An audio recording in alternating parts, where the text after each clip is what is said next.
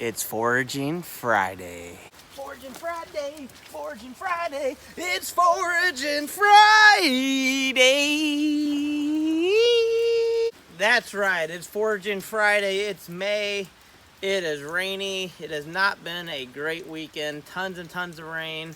Had a lot of plans to do stuff in the garden, but that didn't really happen. I was able to do a little bit of, I guess, weed whacking, which was good. The driveway and the area around our house definitely needed it. But like I said, it's Foraging Friday. This is, I think, our third video in the series. Every Friday, I eat something from the dirt. That's what I'm doing. Foraging Friday, people. So this is what we're going to do today. We're going to go and look for sassafras. Now, sassafras is a small tree. It's an understory tree. You can make amazing tea from it. It's actually where the original taste for like root beer and I guess sarsaparilla came from. In the 60s, there were some studies saying that there was a carcinogenic in it, but you have to drink tons and tons of sassafras tea in order for that to even matter. So drink at your own risk, but everything they say causes cancer, right? So anyways, we're going to have some sassafras tea. We're gonna get the tree and make the tea. So unfortunately, to harvest the plant, you have to dig it up by the roots. But most sassafras grows in kind of like a patch. So we're only gonna take one. You can use the bark, and the root is where that flavor really is. So sassafras is probably the easiest tree to identify that you will ever see, because it has three different types of leaves. It has a normal leaf that is kind of called the spoon sometimes. Then it has a leaf like this, that's a mitten. And then it has a three-prong leaf. This is like Star Trek. Nanu, or no, that's not Star Trek. What is that, Mork and Mindy? Then it has a three-prong leaf that's called the fork. So again, we got the spoon, the mitten, and the fork. Super easy tree to identify. I don't even have to go that far, actually. I am right by my house, so let me show you. That's where we're going. Our house is right there. We're just going past the driveway, and we got a nice little patch of sassafras, and we're gonna enjoy some tea on this rainy day. So like I said, we are just on my driveway. I did all this earlier today. I had to do some weed whacking. I only had to do this a few times a year. The horses take care of it, but we were out of town, and then I got sick and I wasn't able to do anything. So about 2 weeks went by and the grass just got way too high for the horses to really want to eat it, but now they'll take care of it. So you don't have to go far to forage. So literally, here we are. Right there is a sassafras tree.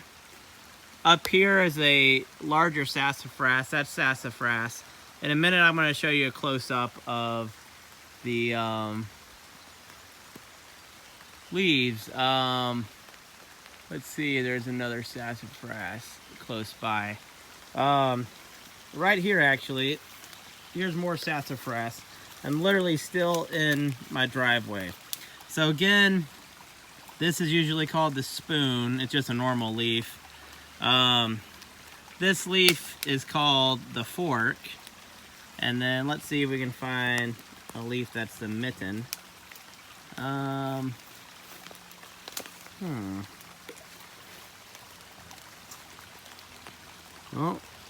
sort of the mitten. No, that's not a mitten.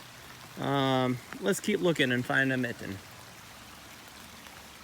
Ah, there's the mitten right there. So such an easy, distinctive tree to identify. The only thing I guess you can maybe get it confused with around here, and you'd have to not be good at identifying trees, would be maybe a tulip poplar, but really it looks totally different. But I guess if you really don't know how to identify trees, maybe you could get those confused.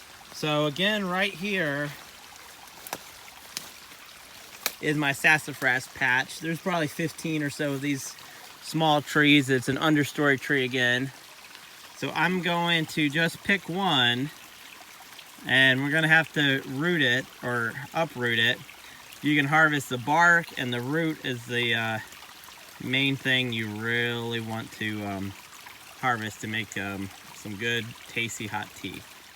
Well, here we go. So I harvested this nice sassafras. What I really wanted was the root. Sassafras has a very distinctive smell. It kind of does smell like root beer and sarsaparilla, because that's where the original smell or flavor came from. So I'm gonna clean this up.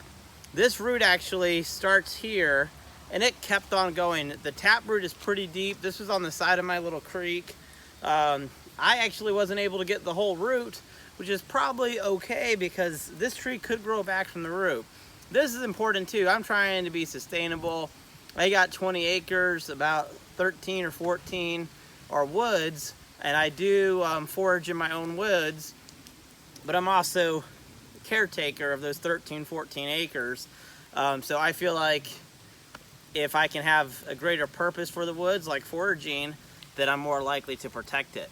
But you want to be sustainable. There's probably about 15 sassafras plants there, and I took kind of a medium-sized one. A small one you can't really get a decent root from. I will be able to reuse this for quite a while. I'm going to boil it in water for about 15-20 minutes after I clean it up, and then I'm going to enjoy my tea with some honey from our own beehives. That's all it really needs. Sometimes people put a little cinnamon in it. Again, I want to show you the distinctive leaves. So we got a mitten, the fork, and the normal leaf. At least in Boy Scouts, we just called it the spoon. So again, I'm also going to harvest some of the bark.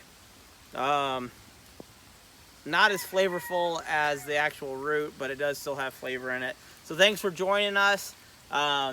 Every Friday, hopefully, I'm going to be foraging, eating stuff from the dirt. So thanks for tuning in, and have a great day.